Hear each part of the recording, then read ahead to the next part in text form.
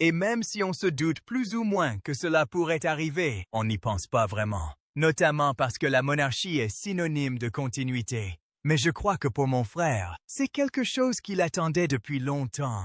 L'incident survenu dans un coffre-fort royal ultra sécurisé a semé la stupeur au sein du palais, provoquant une confrontation entre la princesse Anne et le fils de la reine Camilla. Cette rencontre mystérieuse a déclenché une vague de panique en coulisses et alimenté les spéculations à travers le Royaume-Uni. Les versions contradictoires, les rumeurs de fuite d'images de vidéosurveillance et le silence soudain des responsables du palais ne font qu'accroître les soupçons quant aux circonstances de cette entrevue inexpliquée. Certains pensent que la monarchie dissimule quelque chose de bien plus grave qu'on ne l'imaginait, tandis que d'autres insistent sur le fait que toute cette histoire a été exagérée.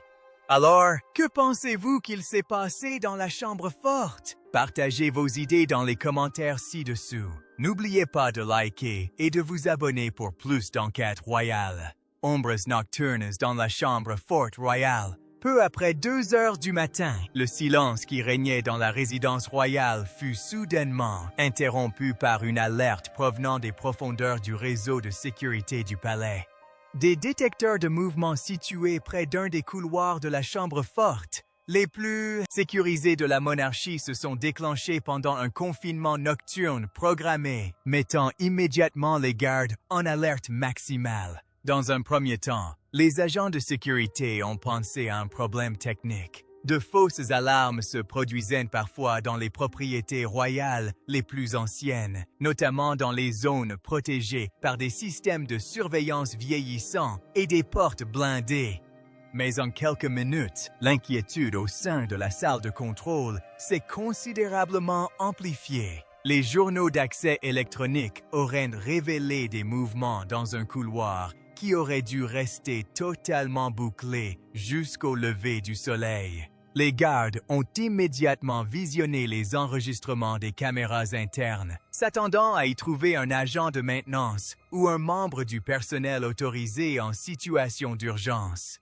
Au lieu de cela, les images auraient montré le fils de la reine Camilla, Tom Parker Bowles, pénétrant seul dans le couloir interdit peu avant le déclenchement de l'alarme. Cette découverte a stupéfié le personnel de nuit, non seulement à cause de l'identité de la personne apparaissant à l'écran, mais aussi parce que personne ne comprenait immédiatement comment il avait pu obtenir l'autorisation d'entrer dans cette zone protégée. La confusion s'est rapidement répandue parmi le personnel du palais, et les superviseurs ont immédiatement contacté les hauts responsables de la sécurité pour obtenir des explications.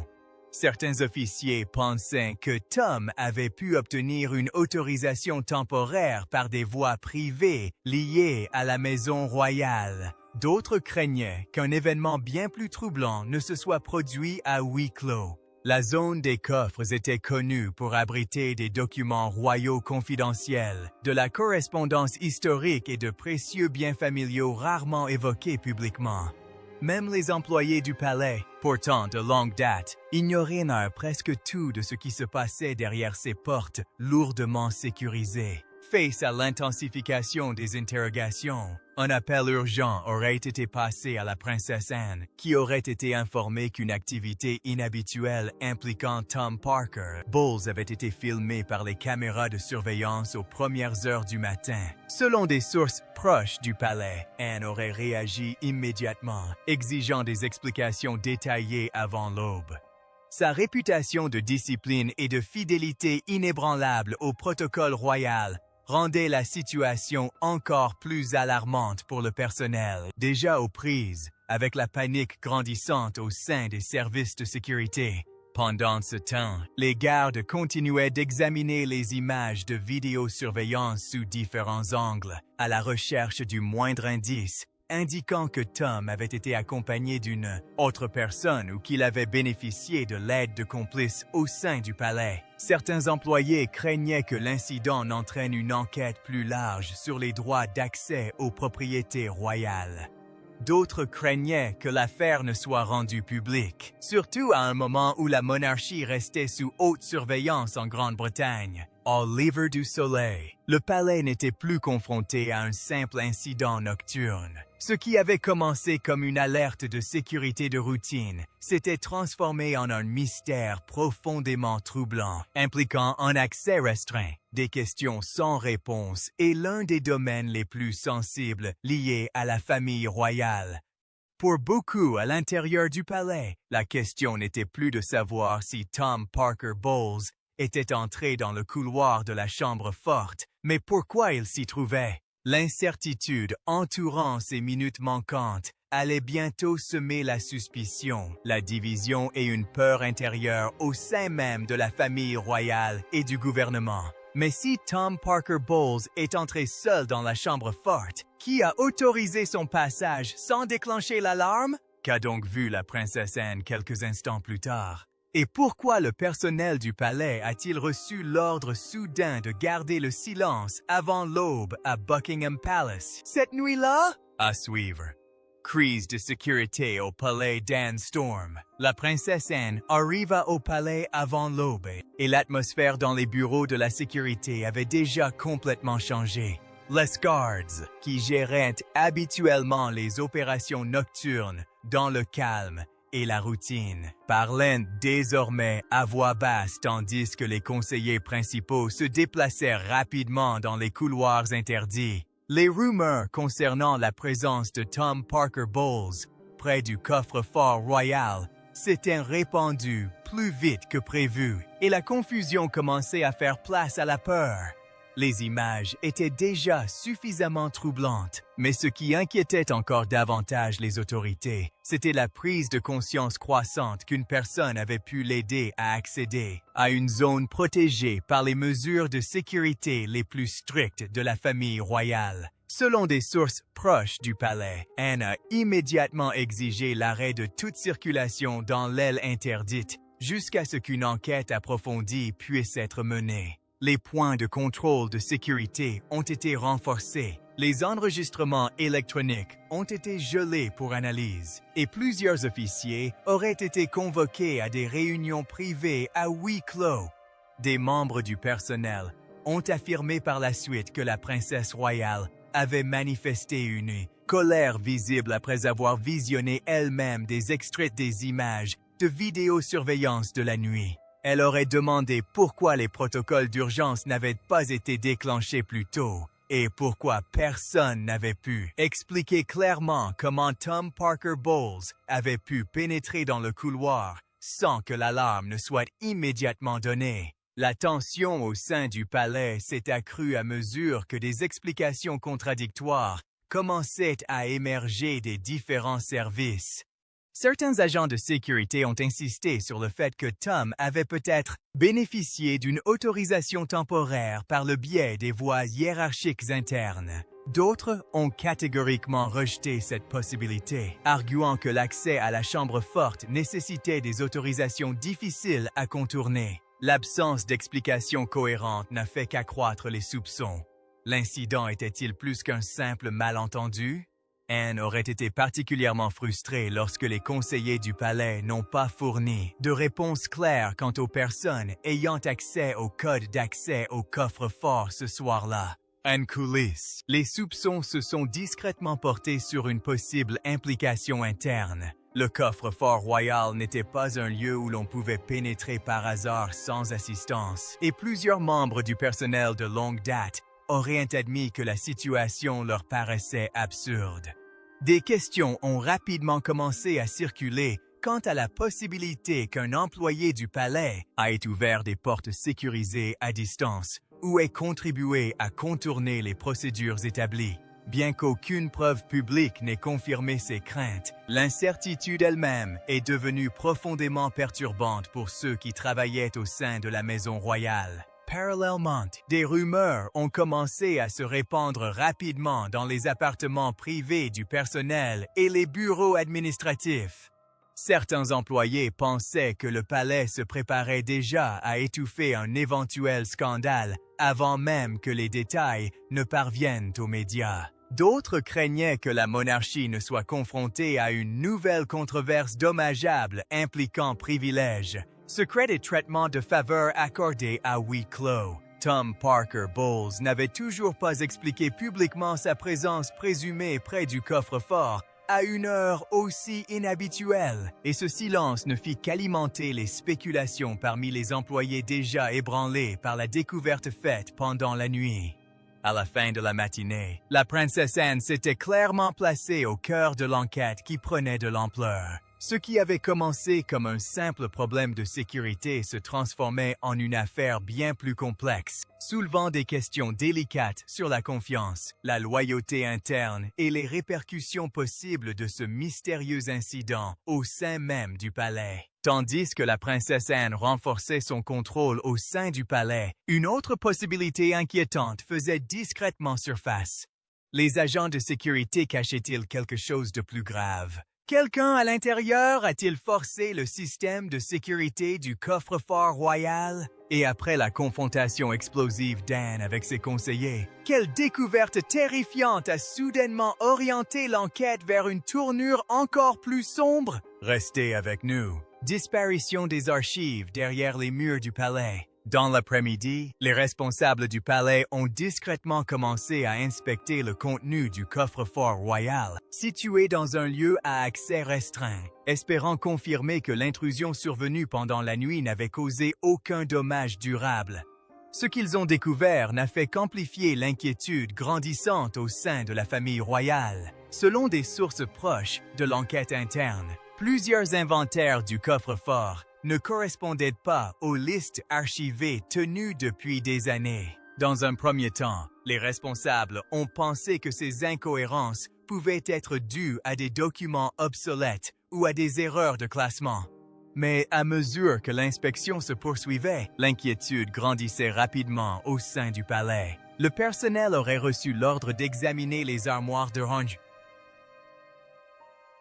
rangement, les archives historiques et les conteneurs sécurisés contenant des documents royaux sensibles. La chambre forte elle-même était réputée pour abriter des objets familiaux précieux, notamment de la correspondance privée, des documents officiels et des biens d'une grande importance historique liés à plusieurs générations de la monarchie.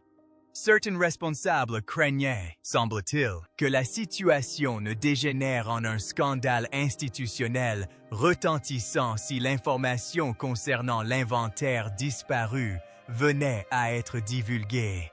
Rapidement, des rumeurs se répandirent dans les bureaux du palais, selon lesquelles certains documents ou objets de valeur avaient disparu. Certains employés murmuraient à propos de collections de bijoux disparus, tandis que d'autres soupçonnaient que de la correspondance royale privée puisse être impliquée. Aucune confirmation officielle n'est venue étayer ces affirmations, mais cette incertitude suffisait à alimenter l'inquiétude au sein de la résidence royale. Les administrateurs du palais auraient débattu de la question de savoir si des objets avaient réellement disparu, ou si la confusion était simplement le fruit d'années de négligence dans la tenue des archives, dissimulées derrière un épais secret royal et des procédures obsolètes. Tandis que les discussions se poursuivaient à huis clos, Tom Parker Bowles faisait l'objet d'une surveillance accrue quant aux raisons de sa présence présumée dans le couloir de la chambre forte aux premières heures du matin.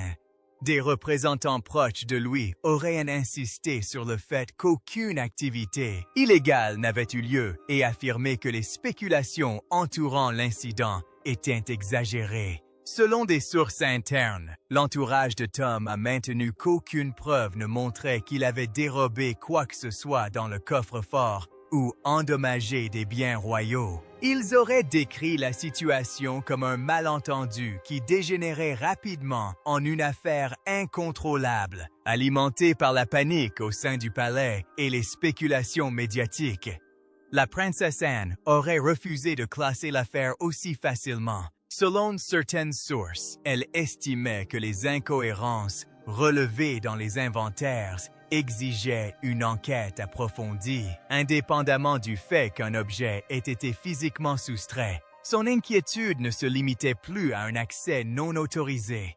L'attention s'est alors portée sur la question de savoir si des failles dans la sécurité et la gestion des archives du palais étaient restées dissimulées pendant des années sans être examinées. Cette possibilité a suscité un malaise croissant parmi les hauts fonctionnaires, déjà préoccupés par la confiance du public envers la monarchie. Plus l'inspection s'approfondissait, plus les opinions se divisaient au sein du palais.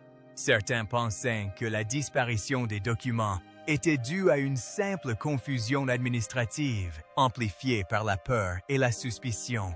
D'autres, en privé, craignaient que cet incident nocturne n'ait révélé des problèmes que la famille royale avait trop longtemps ignorés. Ce qui avait commencé comme une apparition mystérieuse dans un couloir interdit prenait une tournure bien plus inquiétante, plaçant les responsables du palais face à un dilemme. Protéger la réputation de la monarchie ou devoir affronter des questions embarrassantes qu'ils ne pouvaient plus éluder. Les questions se multipliaient déjà dans les couloirs du palais, mais la réaction d'Anne terrifia surtout les initiés. Des secrets royaux cruciaux avaient-ils été effacés discrètement? Quelqu'un avait-il falsifié des documents avant l'arrivée des enquêteurs? Et pourquoi les hauts fonctionnaires refusaient-ils soudainement les réunions privées alors que les équipes de sécurité découvraient quelque chose d'inattendu dans le coffre-fort? Tentant d'y voir plus clair, discorde royal à huis clos. Alors que les questions concernant le coffre-fort royal continuaient de se répandre dans les couloirs du palais, la reine Camilla aurait commencé à faire pression pour que la situation soit gérée discrètement avant qu'elle ne dégénère en scandale public. Des conseillers de haut rang auraient reçu pour instruction de ne pas évoquer l'incident survenu pendant la nuit en dehors de réunions confidentielles, tandis que les discussions internes se détournaient des événements survenus dans la chambre forte pour se concentrer sur la menace croissante d'une fuite médiatique. Pour beaucoup au sein du palais, l'inquiétude ne se limitait plus à la présence présumée de Tom Parker Bowles près d'une zone sécurisée à 2 heures du matin. La crainte principale résidait dans la réaction du public. Si les images des vidéosurveillance ou les problèmes d'inventaire étaient largement divulgués. Selon des sources proches du palais, Camilla estimait que la monarchie ne pouvait se permettre une nouvelle controverse dommageable, mêlant privilèges familiaux, secret et conflits internes. Elle aurait fait valoir que l'attention du public ne ferait qu'alimenter les spéculations et causer un embarras inutile à la famille royale. Certains responsables ont soutenu sa position, insistant sur le fait que l'affaire devait rester privée jusqu'à ce que les faits soient pleinement vérifiés.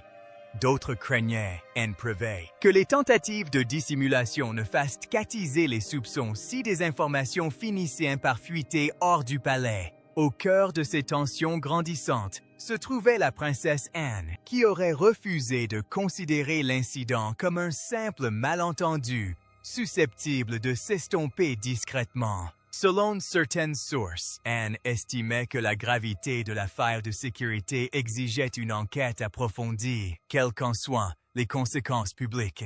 Ce désaccord aurait engendré des discussions de plus en plus tendues entre les membres du palais appartenant aux deux camps. Les réunions à huis clos se sont envenimées, les conseillers peinant à concilier la protection institutionnelle et les exigences de transparence. Le roi Charles se serait retrouvé pris en étau entre deux voix influentes au sein de la famille royale.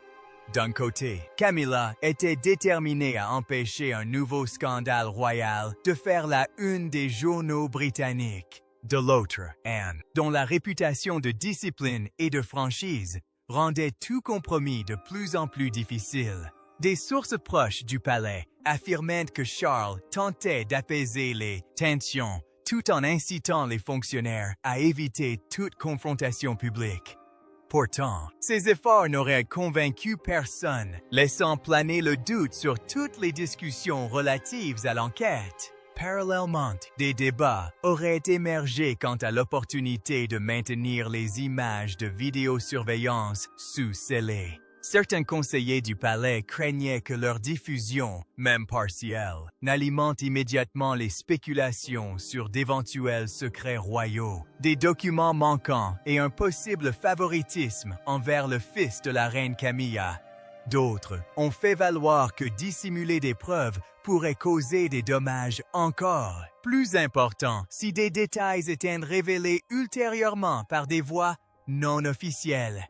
Ce désaccord a mis en lumière une inquiétude plus profonde au sein de l'institution quant à la transparence et à la confiance du public. En coulisses, le personnel du palais aurait ressenti une atmosphère de plus en plus tendue et conflictuelle. Les employés craignaient que la monarchie ne sombre dans un nouveau conflit interne susceptible de faire la une des journaux pendant des semaines. Des rumeurs circulaient selon lesquelles certains conseillers se rejetaient déjà la responsabilité des failles de sécurité et des erreurs de communication liées à l'incident de la nuit. Le palais ne semblait plus uni autour d'une réponse claire. Ce qui avait commencé comme une mystérieuse alerte de sécurité se transformait désormais en une lutte de loyauté, de réputation et de pouvoir au sein même de la famille royale. L'incident du coffre-fort était devenu bien plus qu'une simple controverse. Il commençait à révéler des fractures plus profondes, dissimulées depuis des années sous l'image publique soigneusement préservée de la monarchie.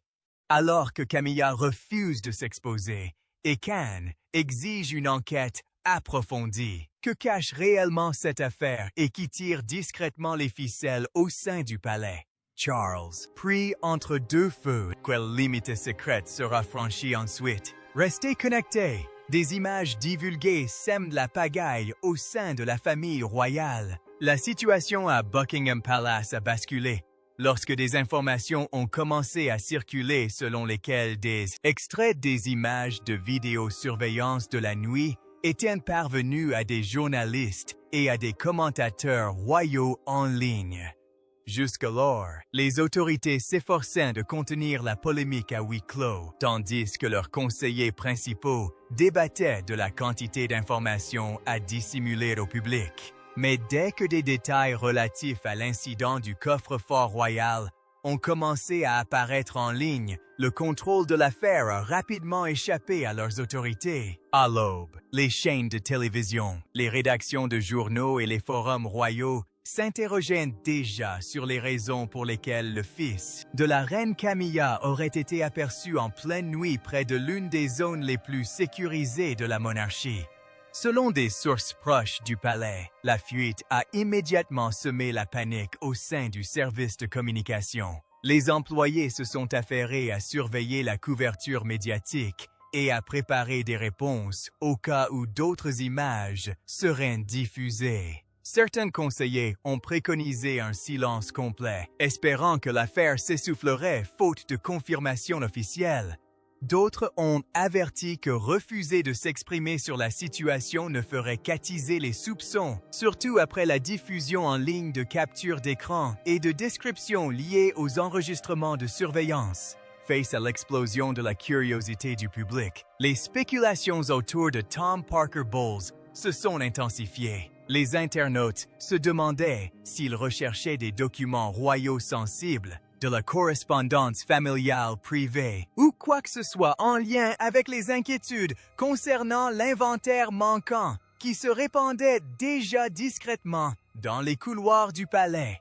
D'autres ont avancé l'hypothèse d'une explication parfaitement innocente, dissimulée derrière la polémique grandissante. Pourtant, l'absence de déclaration publique directe du palais n'a fait qu'alimenter les théories, dont beaucoup étaient bien plus préjudiciables que les discussions officielles à huis clos. La fuite a également suscité des réactions embarrassées de la part de plusieurs anciens employés royaux et observateurs du palais, qui ont commencé à s'exprimer publiquement sur les pratiques de sécurité au sein des résidences royales.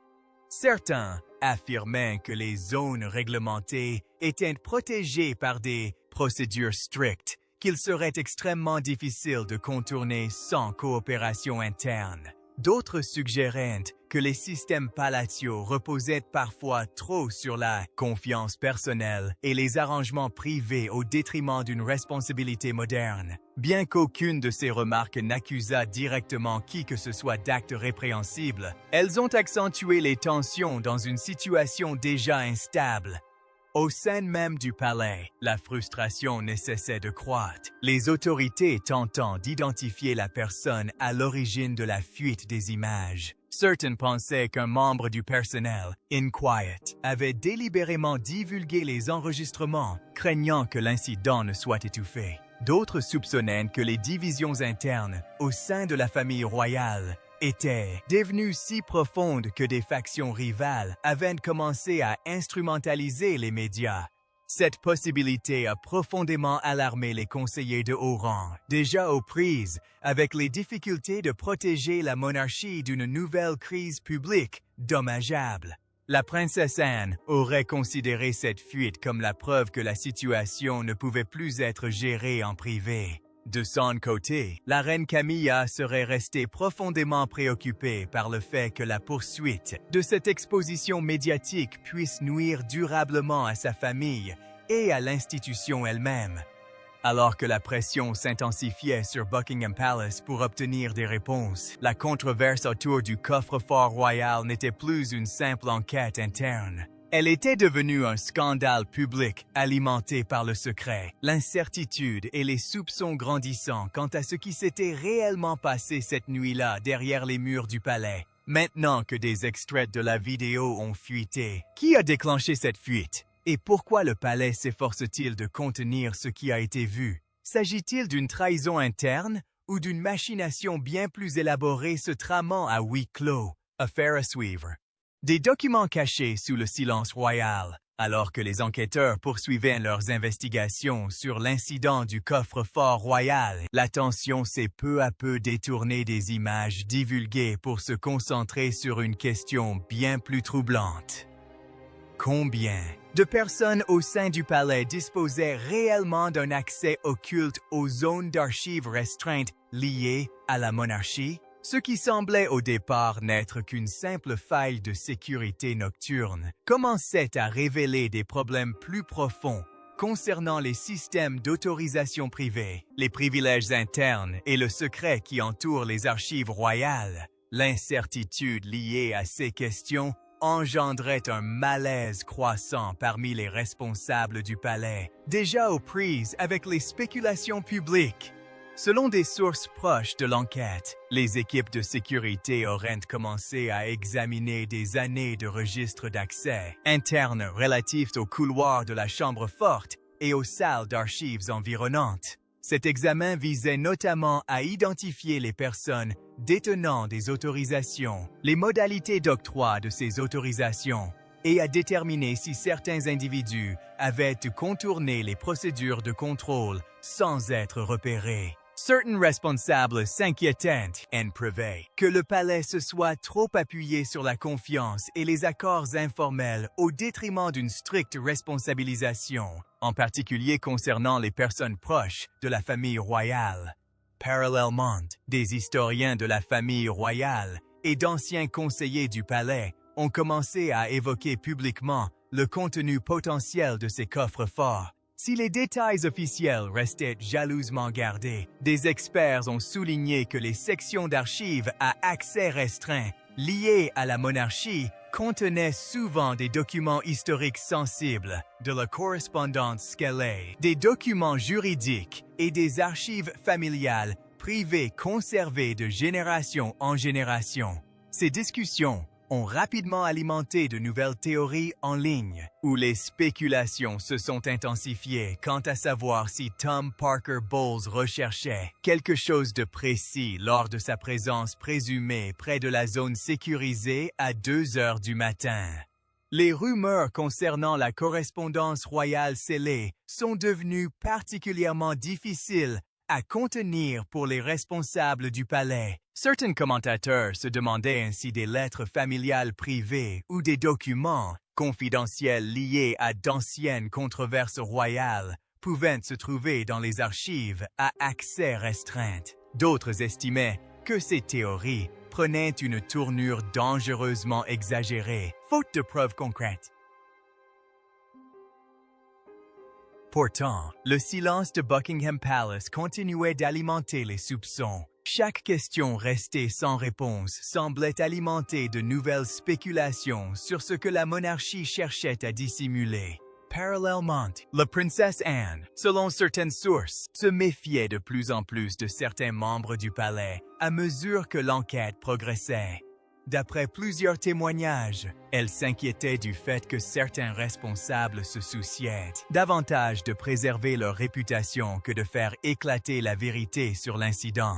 Cette atmosphère aurait créé des tensions entre les équipes d'enquête et les hauts conseillers chargés de la communication au palais. Anne aurait cru qu'une personne au sein de l'institution en savait beaucoup plus sur l'accès nocturne au coffre-fort que ce qu'elle était disposée à admettre publiquement. Les soupçons grandissants quant au caractère potentiellement illégitime de l'incident ont également exercé une pression croissante sur Tom Parker Bowles lui-même. Les questions concernant les raisons de sa présence dans le couloir interdit l'ont poursuivi tout au long de la controverse. Si ses représentants ont affirmé qu'aucune activité illégale n'avait eu lieu, ses détracteurs ont fait valoir que son silence quant au but précis de sa présence n'avait fait qu'attiser la curiosité du public. L'absence d'explication directe a maintenu l'attention focalisée sur le mystère non résolu entourant le coffre-fort royal. À ce stade, la controverse avait largement dépassé le cadre d'un simple incident de sécurité. L'enquête révélait désormais des craintes concernant des accès dissimulés, le secret institutionnel et les archives royales privées, protégées du regard du public pendant des décennies. Ce qui effrayait le plus les responsables du palais, c'était la possibilité que le coffre-fort lui-même recèle des secrets capables de nuire bien plus gravement que la seule réputation de la monarchie. Qui a réellement accès aux espaces les plus protégés du palais? Et pourquoi tant de noms apparaissent-ils désormais dans l'enquête? Quelle vérité pourrait être dissimulée dans les archives royales scellées et qui a décidé qu'elles ne devaient jamais être ouvertes? Jusqu'où va ce secret? Une couronne divisée par des secrets obscurs. Au moment crucial de la controverse autour du coffre-fort royal, l'atmosphère à Buckingham Palace était devenue extrêmement tendue. Les divisions au sein de la famille royale étant de plus en plus impossibles à cacher. Ce qui avait commencé comme une mystérieuse alerte de sécurité nocturne s'était transformé en une crise touchant presque tous les échelons de la monarchie. Les responsables du palais ne se contentaient plus de débattre des images de vidéosurveillance ou des inventaires. L'enjeu principal était désormais la responsabilité, la réputation et la capacité de l'institution à survivre à un nouveau scandale public retentissant sans perdre davantage la confiance du public britannique. Selon des sources internes, la princesse Anne continuait de faire pression avec vigueur pour qu'une enquête officielle soit menée sur les événements liés à Tom Parker Bowles et au couloir d'accès restreint à la chambre forte.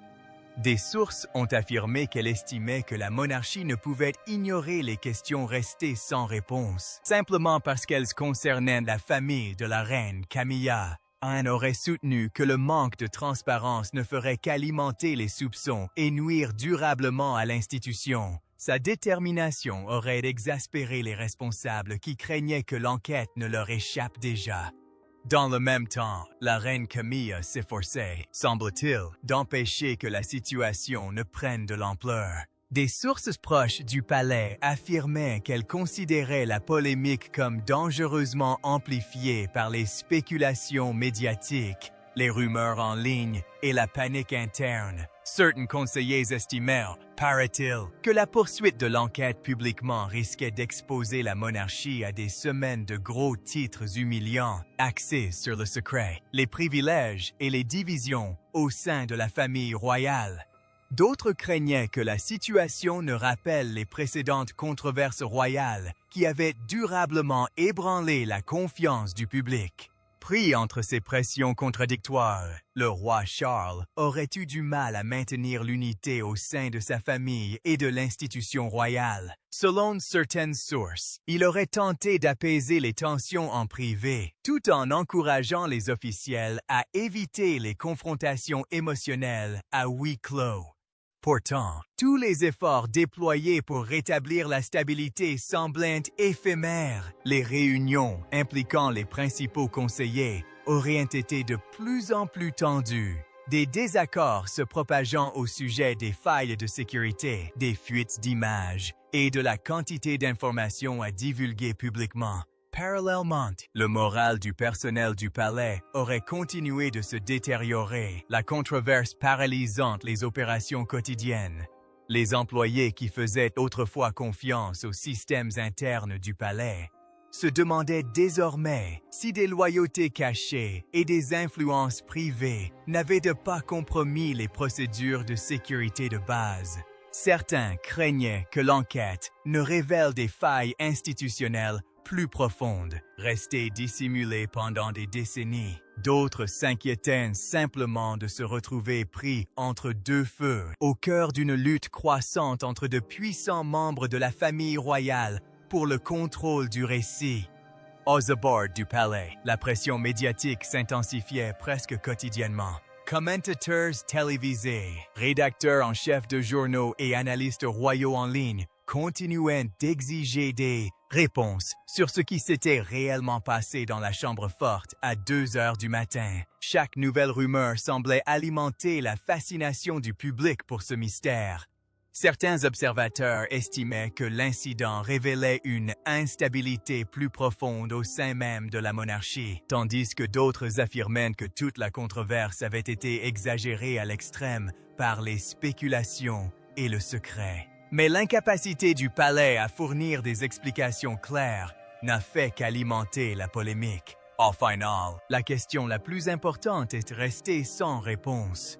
Pourquoi Tom Parker Bowles se serait-il retrouvé dans l'une des zones les plus sécurisées de la monarchie en pleine nuit et qui l'aurait aidé à y accéder? Tant que ces questions resteraient sans réponse, le scandale du coffre-fort royal planerait sur le palais comme une ombre dont la monarchie ne pourrait plus se soustraire. Alors, qu'en pensez-vous? La princesse Anne a-t-elle eu raison d'exiger des explications sur ce mystère ou le scandale a-t-il été exagéré? Partagez votre avis dans les commentaires ci-dessous. N'oubliez pas d'aimer, de partager et de vous abonner pour découvrir d'autres vérités cachées.